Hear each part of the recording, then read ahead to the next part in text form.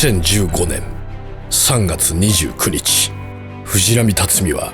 世界最高の栄誉である WWE の殿堂入りを果たした。63年の人生のうち45年をプロレスに捧げた藤波辰巳。終戦から8年を経た街頭テレビ誕生の年、藤波は大分県に生を受けた。1970年、アントニオ猪木に憧れ日本プロレスの門を叩いた。プロレスラーになりたいんだって、そういうふうに聞きましてね。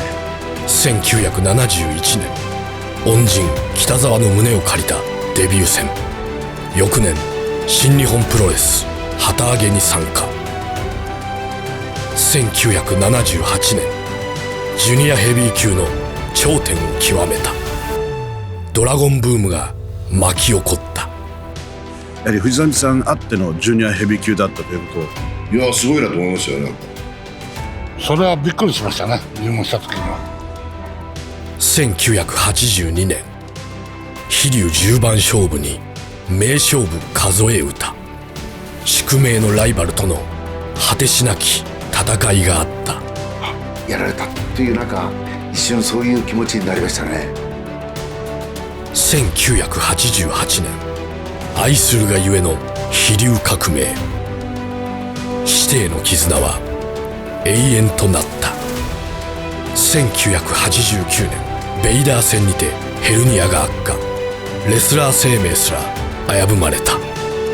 1991年、奇跡の再起を果たし世界を制した。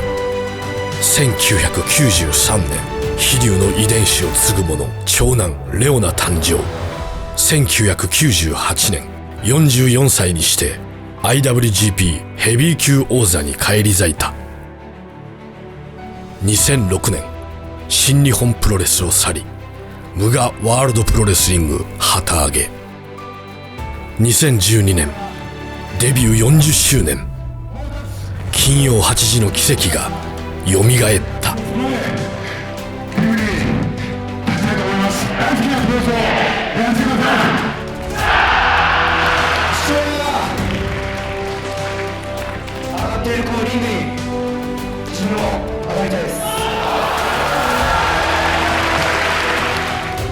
2013年、長男レオナがプロデビューを果たした。藤波は還暦を迎えた。そして今年、チャボ・ゲレロ、ジミー・スヌーカ、多くの戦友たちを見送りながら、藤波は前人未到のデビュー45周年を迎えた。ジュニアからね、ずっと上がってきて、もういろんな公募があった中でね、その中でいろんな怪我との戦いもあって、そして、いろんな選手とのね、遭遇があって、自分がこれだけ育てられたなっていう感じでね、そういう分で、自分が今大会を開催するにあたってね、とにかくもうファンの方に本当にもう感謝を込めての大会、そういう形で気持ちを今集中してやってます。はい。今宵、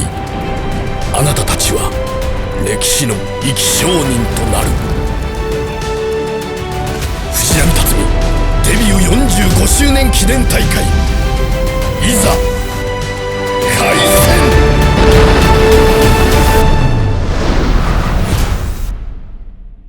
メインイベント。今日本に存在する、俺にとって数少ない尊敬できる先輩の、藤波さんの、45周年というイベントで、たかだか33年今年、キャリアの俺が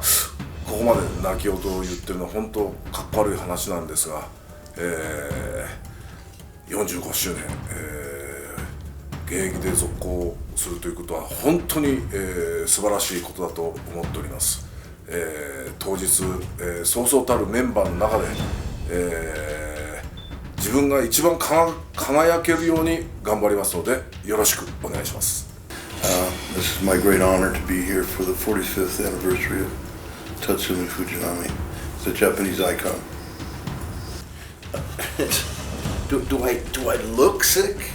Do I look sick? Huh? Do I look sick? I look like I always have. I'm 60 years old. I look damn good. 僕っていうかもうファンの皆さんが一番よく知ってると思うけどね、僕の長年苦しんだもう腰の破壊者でもありますからね、そういう部分でのそのなく体がもうにじみ出るパワーとね、割とこうとにかくこれだけよく長い間戦ってきたなっていう、今だからこそできるカードがこう増えたのかなっていう、僕の45周年に本当になんていうのかな、ふさわしいっていうか、そういう部分でこう記念して参加してくれたっていうものではね、とにかく気を抜かないで、頑張ります。45周年の藤波に長州、越中、ベイダー、武藤、明が揃い踏み、よみがえる黄金時代、レジェンドたち夢の共演。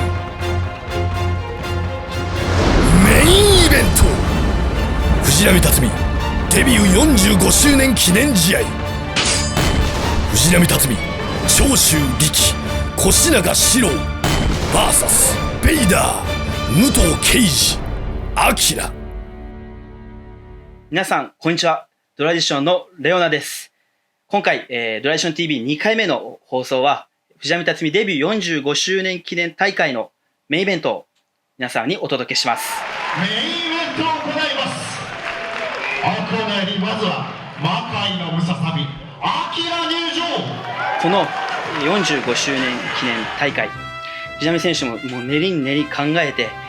この日にたどり着きました。この5年前40周年記念大会の時にですね、金曜8時の奇跡という形で週刊プロレスでも報じられましたけども、豪華メンバーが藤波選手の記念大会に駆けつけました。その中で45周年をどうするか。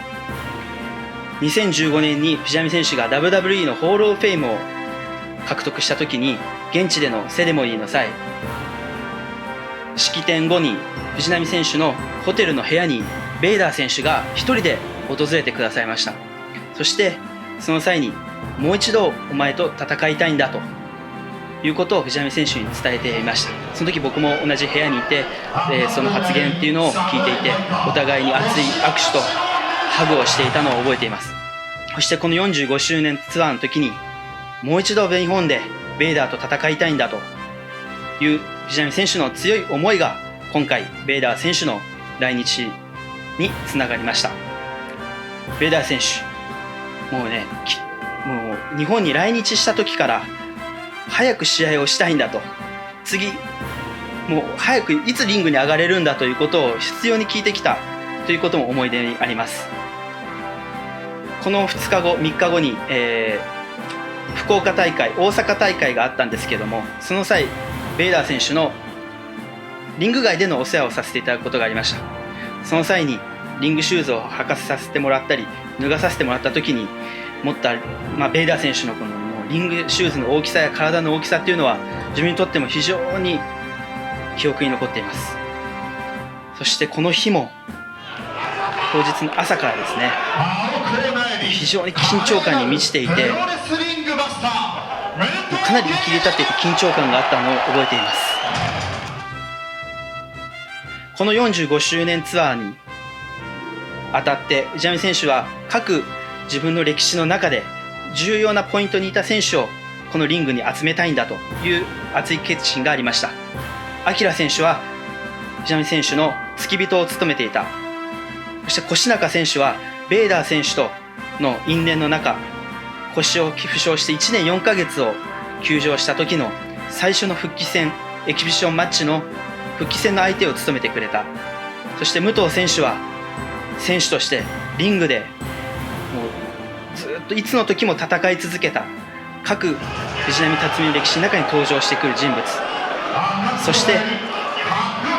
一番のライバルであり一番の盟友である長州選手には横に立っていてもらいたい、そういった思いがあり、このマッチメイクが実現しました。40周年の時には考えられなかったベイダー選手の来日、そして武藤選手も40周年の時はいらっしゃらなかったですけども、この45周年でドラディションに登場ということもあり、これまでのドラディションマットとは全く違う景色がそこに広がっていたと思います。このベイダー選手、プロレス入り前は NFL のもうトッププレイヤーで、スーパーアスリートで知られていて、 WWE、WCW、新日本プロレス、全日本プロレス、ノア、 UWF インター、日本のもう主要団体、その全てのタイトルを総なめにした。そして IWGP や三冠ヘビー級、この両タイトルを初めて獲得した外人であり、唯一の外国選手。もう実力、そして知名度とっても世界トップクラスのプロレスラーであることは間違いありません。この試合が2010年以来約7年ぶりの来日ということもあり、日本のプロレスファンにとっても心待ちにしていた試合だったと思います。その2010年最後に来日した時の対戦相手もくしくも今回の対戦相手である藤波辰巳選手でした。この入場ゲートの裏で待っている時、もうベイダーさんの熱気と殺気っていうのはもう異常なものがありました。最後にその戦い約半世紀、そして今回の主役藤波辰巳選手、この45周年にかける思いということで、この入場ガウンも新調してこの試合に臨みました。今回のガウンは 3WF ジュニアヘビー級のチャンピオンとして凱旋した際に着用していた入場ガウンを現代にもう一度蘇らせようという形で復刻したものです。表面は白い生地で覆われておりますが、中は赤地、見えない部分にもスパンコールやいろんなものでもう彩り、すごいよく彩られたガウンです。そして一番のポイントはこの丈、ガウンの丈ですね。普段ふくらはぎ真ん中ぐらいまでの長さのガウンを着ることが多い藤波選手ですが、今回は凱旋帰国当時と同じ膝上までの短いガウンを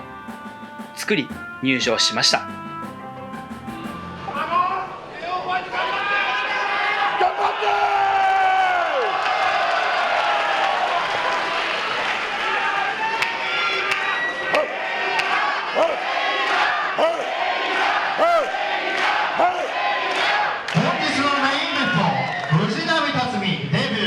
45周年記念試合スペシャル6人タッグマッチ60分一本勝負を行います。青コーナーマカイ180センチ90キロアキラー、レッスルワン188センチ110キロ武藤敬司、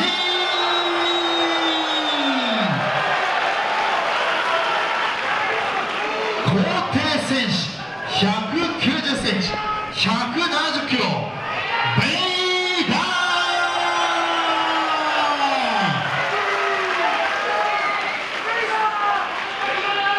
赤コーナー185センチ106キロ腰中四郎、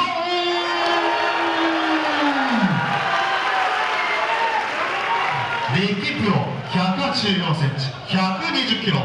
長州力、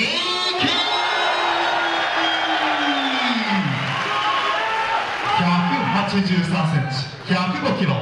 藤波辰巳、レフリージェットル高く。はい、それでは選手コールも終わり、ボディチェックです。ベイダー選手、やっぱり皆さんに浸透しているリングネームといえばビッグバンベイダー。このリングネームとこのコスチューム、そして当時つけていた甲冑、このインパクトが当時本当に多くのファンの人たちにインパクトを与えたんじゃないかと思います。7年ぶりの日本でのファイトということもあり、もうこの日会場入りして控室で待ってる間、そして入場ゲートで待ってる間も非常にもう緊張感があって、セコンドにいる僕らももうなんか隅に追いやられてしまう、そういったような気迫があったのを今でも覚えています。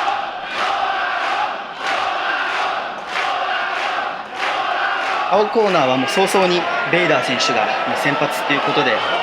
チームの中でコミュニケーションが取れている。もう赤コーナーはもう俺が出るぞと、藤波選手も出ていきましたけれども、ここはどうやら吉中選手が今藤波選手、そして長州選手を収めているので、吉永選手の先発に決まりました。では試合開始です。